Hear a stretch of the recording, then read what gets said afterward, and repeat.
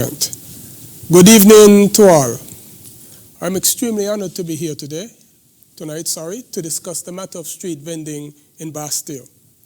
On the 27th of January, I accepted the responsibility of chairing an Inter-Ministerial committee to advise on vending. This committee was asked to consider the following. 1, the rights of the vendors to make an honest living or ply legitimate trade.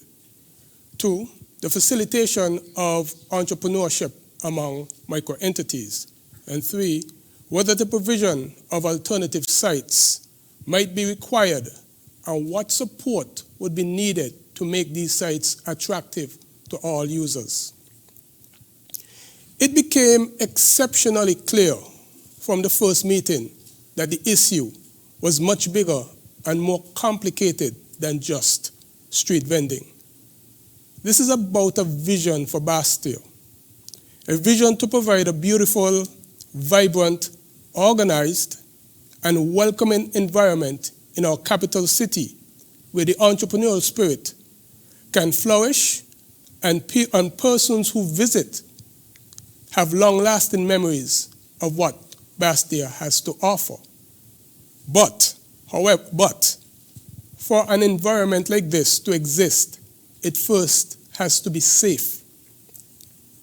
The committee was faced with the task of creating the delicate balance between having an environment in which vendors can flourish while simultaneously returning the streets and sidewalks of Bastille to the original users, which are pedestrians and persons who drive.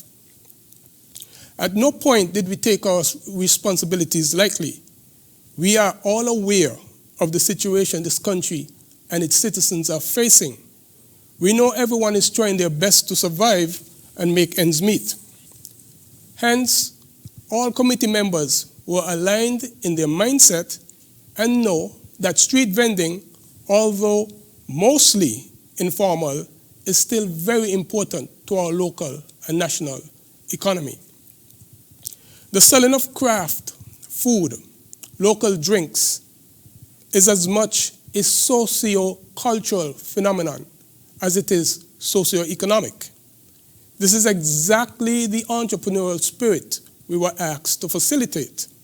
However, as a committee, we are all in agreement that there has to be some organization to the way the streets and sidewalks of Bastille are being used.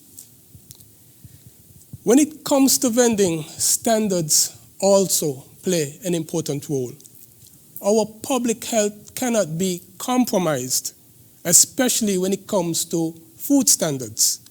This is definitely not the time to take unnecessary risks with our health.